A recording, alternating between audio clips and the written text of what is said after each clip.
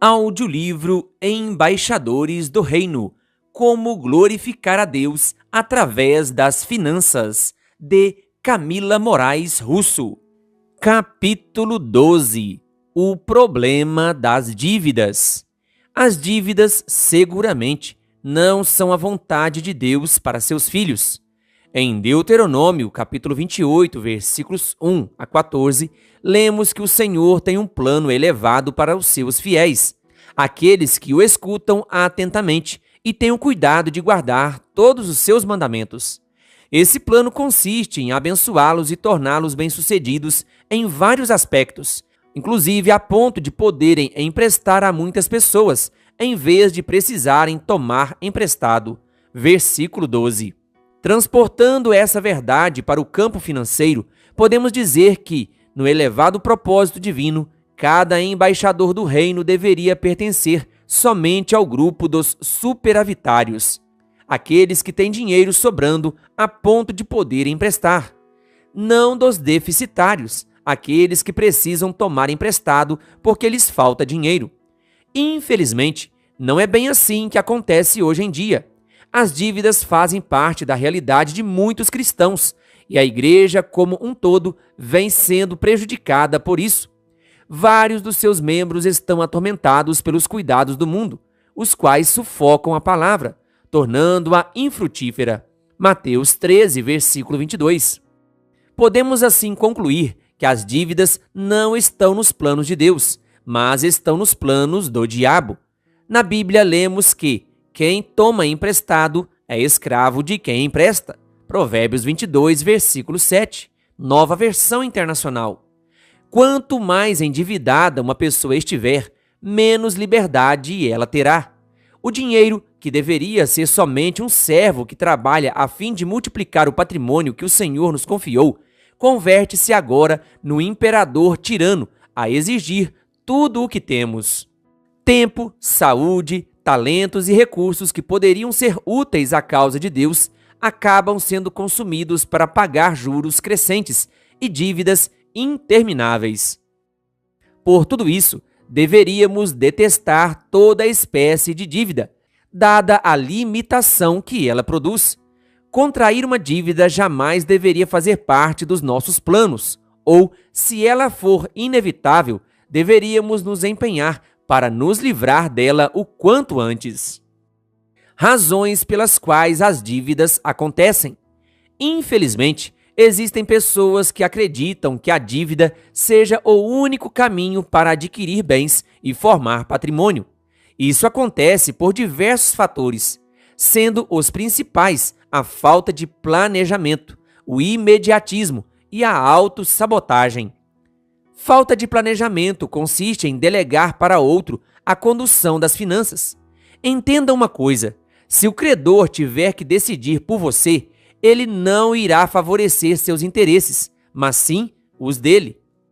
E quais são os interesses dele? Que você tome dinheiro emprestado. Afinal, é assim que ele ganha dinheiro.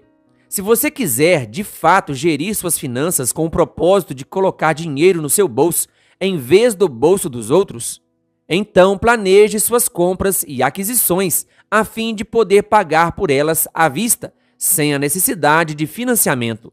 Imediatismo tem que ver com não saber esperar. Por natureza, não gostamos de esperar. Queremos satisfazer nossas vontades imediatamente. Porém, em se tratando de vontades que custam dinheiro, quando não temos dinheiro para satisfazê-las, somos automaticamente tentados a tomar emprestado o dinheiro dos outros. Autossabotagem é prejudicar a si mesmo. Pense um pouco sobre o que é pior para as finanças: pagar mais caro ou mais barato? Óbvio que é pior pagar mais caro, mas parecemos não nos importar com isso quando decidimos comprar algo pelo qual não queremos esperar. Ignoramos o simples argumento que a compra à vista é mais econômica que a compra financiada. Financiar ou economizar? Por exemplo, suponhamos que Vinícius, aquele mesmo personagem do capítulo 4, queira comprar uma moto. Depois de avaliar várias opções, encontra uma oferta adequada à sua necessidade. uma moto com baixa quilometragem e bem conservada, ao custo de 12.000 à vista ou a 10% de entrada, sendo o valor restante financiado em até 60 meses, a uma taxa de juros de 2% ao mês. Se ele optar pelo pagamento à vista, seu desembolso total será de R$ 12.000. Mas se ele optar pelo financiamento em 60 prestações, quanto terá pagado ao término desse tempo? A tabela a seguir nos ajuda a responder a essa questão. Leitura da tabela. Coluna 1. Ato, saldo a financiar, valor da prestação, custo total. Linhas informativas. Ato, saldo a financiar, valor da prestação, custo total. Primeira coluna, à vista. Ato, R$ 12.000. Saldo a financiar, 0. Valor da prestação, 0. Custo total, R$ 12.000. Coluna 2, em 60 meses. Ato, R$ 1.200. Saldo a financiar, R$ 10.800. Valor da prestação, R$ 310,70. Custo total, R$ 19.842. Olhando a curto prazo, o que é mais fácil? Desembolsar 12.000 à vista ou desembolsar R$ 1.200 de entrada mais uma parcela de R$ 310,70? Perceba como a opção do parcelamento é sedutora, se olharmos apenas pela ótica do desembolso imediato, mas precisamos olhar também pela ótica do custo total. O custo total de um parcelamento é muito superior ao custo total de um pagamento à vista, salvo raríssimas exceções. No exemplo que estamos avaliando, parcelar a compra da moto em 60 meses implica em pagar R$ 7.842 a mais por ela. Ao fim de 5 anos de uso, muito provavelmente ela estará bastante depreciada e dificilmente poderá ser passada adiante, sequer por esse valor. Pergunto, se Vinícius, em vez de financiar, resolver economizar o suficiente para poder comprar a moto à vista, quanto tempo ele levaria para juntar o dinheiro? De início sabemos que ele tem R$ 1.200 para dar de entrada. Então ele pode, desde já, depositar esse valor em uma aplicação. Por se tratar de um sonho com horizonte curto, afinal, ele quer comprar a moto assim que conseguir juntar a quantia necessária.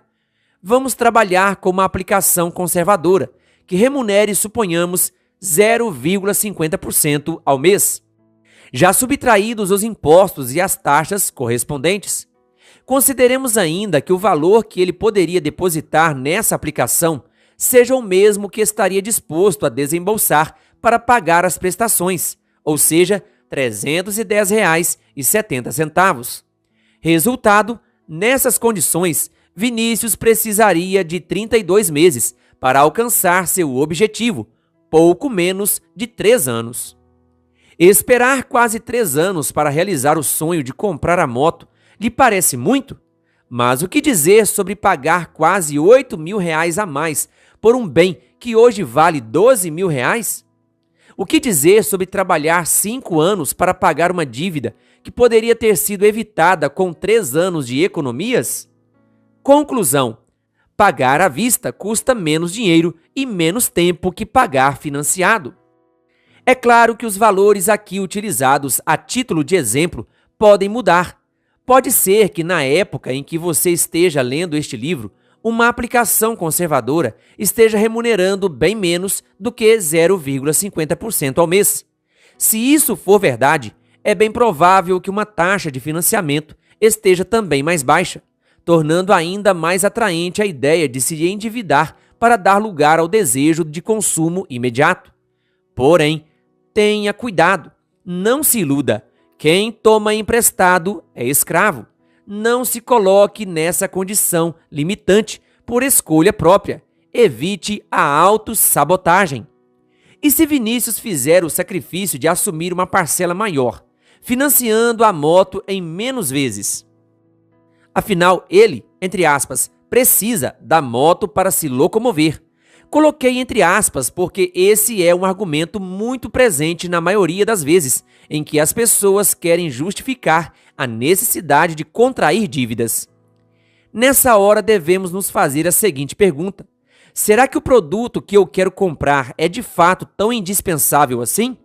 Será que o benefício de possuí-lo compensa o custo da dívida que virá com ele?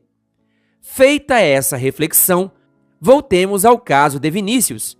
Ele tem à sua disposição as seguintes opções de parcelamento: linhas informativas, ato, saldo a financiar, valor da prestação, custo total. Primeira coluna, 12 meses. Ato, R$ 1.200. Saldo a financiar, R$ 10.800. Valor da prestação, R$ 1.021. Custo total, R$ 13.455. Segunda coluna, 24 meses. Ato, R$ 1.200. Saldo a financiar, R$ 10.800. Valor da prestação, R$ 571. Custo total, R$ 14.904. Terceira coluna, 36 meses. Ato, R$ 1.200. Saldo a financiar, R$ 10.800. Valor da prestação, R$ 424. Custo total, R$ 16.454. Quarta coluna, 48 meses. Ato, R$ 1.200. Saldo a financiar, R$ 10.800. Valor da prestação, R$ 352. Custo total, R$ 18.101. Perceba que o alongamento do prazo do financiamento faz cair o valor da parcela mensal, mas, em contrapartida, aumenta o custo total da moto ao final. Faz sentido, pois quanto mais tempo Vinícius levar para pagar, mais tempo a loja terá de aguardar para receber, embora a taxa siga inalterada, 2% ao mês. O tempo que esse capital demora para ser totalmente devolvido é também tempo em que os juros do financiamento ficam rendendo contra quem deve e a favor de quem empresta. Aprenda isto: sempre que você sai de uma loja levando consigo um produto pelo qual ainda não pagou, significa que alguém bancou aquela compra para você, e ele não fará isso de graça. Em algum momento, não importa se dentro de poucos meses ou em prestações a perder de vista, você terá que devolver o dinheiro, corrigido e com juros. Quanto mais alongado for o prazo, mais os juros pesarão no valor total que você pagará ao final. Dito isso, vamos supor que ainda assim Vinícius queira sair da loja já montado em sua moto. Qual alternativa de financiamento seria mais indicada para ele?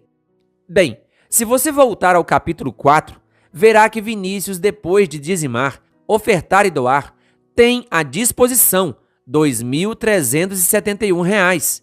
Desse valor, ele separa R$ 700 para poupar e R$ 1.000 para contribuir com as despesas da casa onde mora com os pais. Sobram então R$ 671 para ele arcar com suas despesas particulares ao longo do mês. Ao olhar para as alternativas de financiamento, Vinícius poderia ser tentado a optar pelo pagamento em 24 vezes, R$ 571. Importa alertar que, neste caso, sobrariam apenas R$ 100 para suas despesas pessoais, incluindo o combustível para abastecer a moto. Seriam, assim, 2 anos vivendo com um orçamento bastante apertado e várias renúncias. Não sair com os amigos, não viajar, não comprar roupas novas nem presentes. A menos que ele resolva compensar o aumento da sua despesa à custa de economizar menos do que R$ 700 por mês, prejudicando diretamente seu eu do futuro, conforme aprendemos no capítulo 5. A propósito, se Vinícius desejar a moto à custa de desfazer por completo o seu alvo de poupar, ele até poderia pagá-la em 12 parcelas, sobrando ainda R$ 350 para usar como bem entendesse. Seu orçamento ficaria assim: saldo disponível R$ 2.371, poupança investimento R$ 0, ajuda com as despesas da casa R$ 1.000, parcelamento da moto R$ 1.021, saldo para usar livremente R$ 350.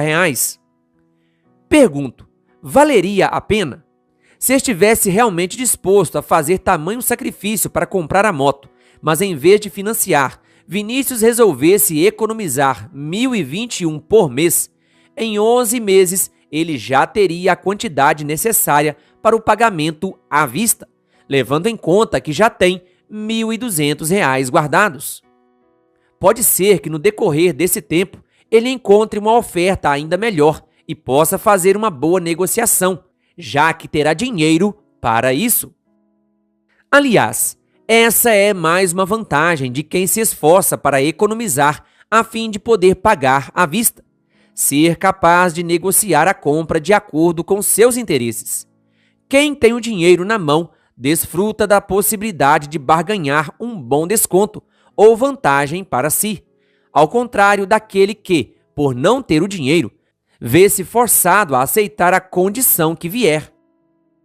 Por último, lanço a pergunta: entre optar por juntar o dinheiro para comprar à vista ou financiar, que diferença faz se o Vinícius no meio do caminho perder o emprego? Neste caso, ele poderá vender a moto para quitar a dívida. Alguém pode sugerir: sim, é verdade. Pode ser também que a própria moto tenha sido dada em garantia e Vinícius se veja forçado a devolvê-la. Em ambos os cenários, ele ficará sem moto e sem dinheiro. Entenda, por favor, que a dívida não é uma opção vantajosa. Quem toma emprestado é escravo de quem empresta. Repita esse provérbio sempre que cogitar se endividar. E quando vier aquela tentação de comprar sem planejamento, siga o conselho do Mestre Jesus. Primeiro, sente-se para ponderar e avaliar o custo. Lucas 14, versículo 28. Pergunte-se: preciso realmente disso? É necessário agora ou posso esperar? Quanto terei de poupar para poder comprar à vista? Já pesquisei e negociei o suficiente? Tenho a melhor oferta? Para usar esse produto, será preciso acrescentar outros custos ao meu orçamento? Quais são e quanto irão afetar o equilíbrio das minhas finanças?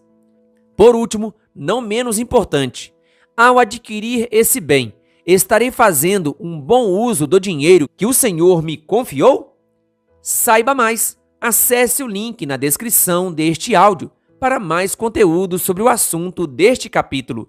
Querido ouvinte, que Deus lhe abençoe. Se você ainda não é inscrito em nosso canal, se inscreva e ative o sininho das notificações. Canal O Bom da Bíblia, compartilhando a Palavra de Deus.